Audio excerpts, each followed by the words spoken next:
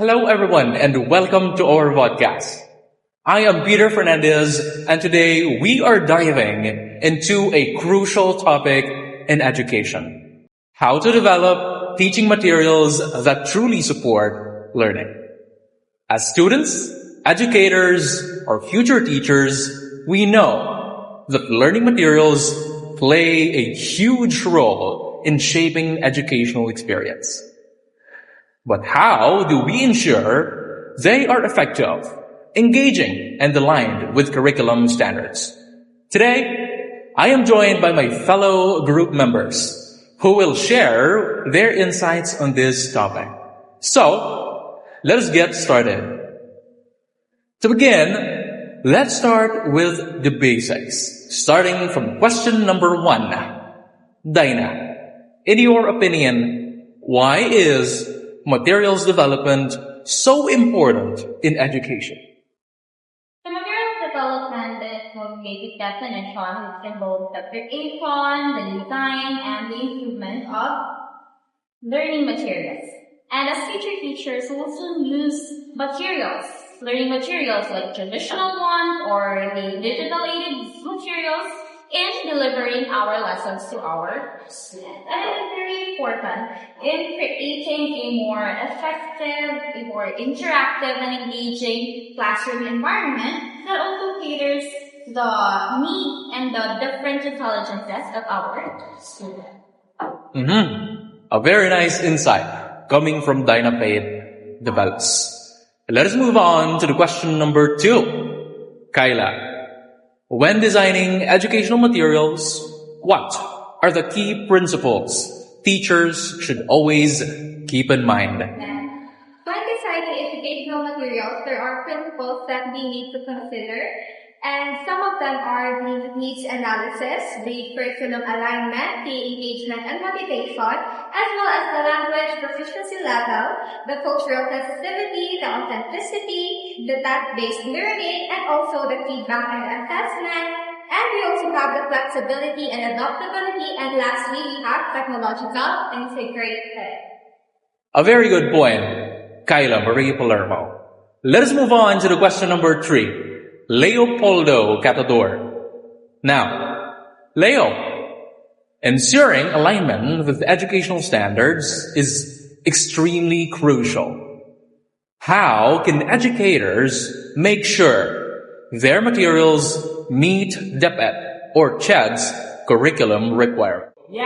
So, in order for us to ensure we develop good materials, first we need to carefully review the original curriculum document to each grade or program, and then we actively map these materials to our own strategies throughout the development process.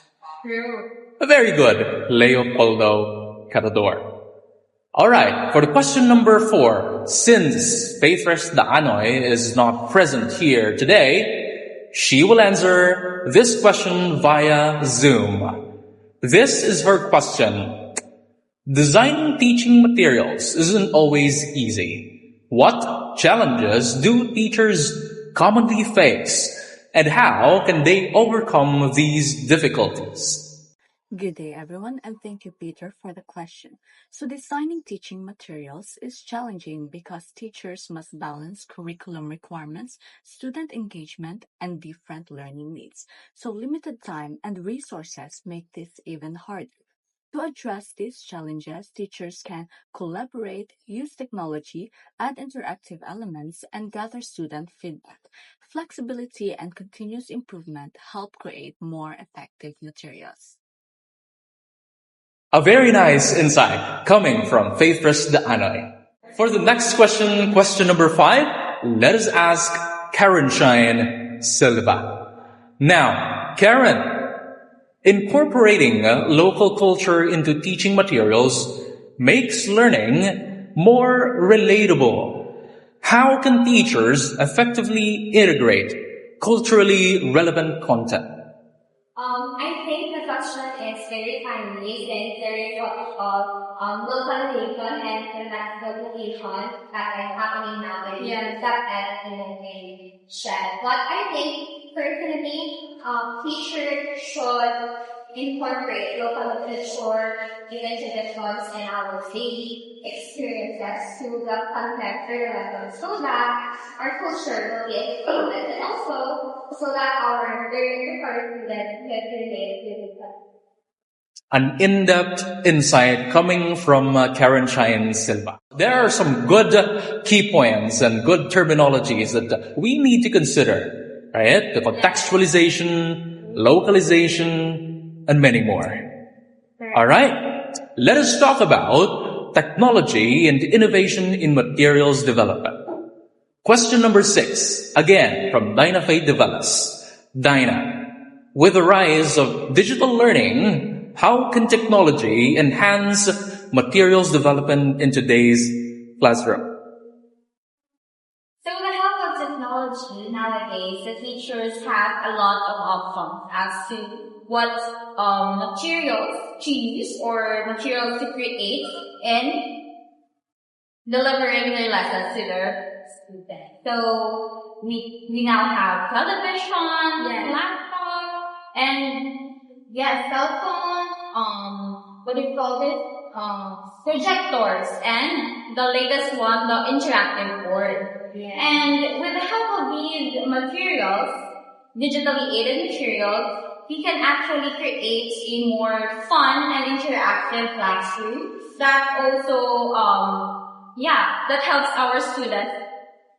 With the help of this digital materials, we are able to create a classroom that is interactive and fun, making learning effective. Also, with the use of technology and with the help of technology, information nowadays are very easily accessed, making the learning and the teaching process much easier than before. Indeed, Dinah, there are a lot of technologies that we can integrate in the teaching and learning process. But personally, I like the virtual reality. Anyway, let's move on to question number 7. Kyla, interactive materials are great for keeping students engaged, but how do we make sure they still meet learning objectives? I totally agree with that, but in order for us to ensure that these interactive materials are still in line with the learning objectives, what we can do is that we can first establish clear objectives, and then we can find interactive materials that support our objectives, and of course, after that, we can assess our students to monitor if the learning took place, and we can also use videos, images, and games and activities so that they are enjoying while they are achieving these objectives. Very nice answer coming from Kyla Marie Palermo. Let us move on to the question number 8 to be answered again by Leo Catador. Leo, could you walk us through the process of developing quality teaching materials for various learning levels? Yes, you're right. So, steps first, we need to identify the learning goals or objectives. Second, we need to analyze our own learners or students. Third, we need to decide what will be the content of our activities. And the fourth, after that, we need to incorporate various diverse formats. And the fifth, we need to refine those materials for student satisfaction. And last but not least, we need to criteria to evaluate those levels to ensure its effectiveness. I agree with you, Leo. Now, let us proceed to the penultimate question of the day. Faith Rest, do you have any experiences, whether good or bad, in creating learning materials? What did you learn from that? Once again, thank you for the question, Peter. So I don't create learning materials myself, but I've learned from teachers who do. It's rewarding when students engage, but challenges like time limits, balancing content can make it tough. The key lesson is to stay flexible. Materials often need adjustments based on student feedback. Collaboration and using technology can also make the process easier and more effective. Nice insights coming from Faithless the Anoy. Now, for the final and the ultimate question for today's podcast. Karen, education is a collective effort indeed. How do you think collaboration among teachers, students, and community can enhance materials development? I think that the collaboration between teachers, students, and the community is very essential when it comes to the development of the curriculum. Firstly, because the teachers are required to want to implement the curriculum effectiveness of the material enhances. And second, on the part of the learner, of course, the materials should be anchored, aligned, and let's say reflected on their learning.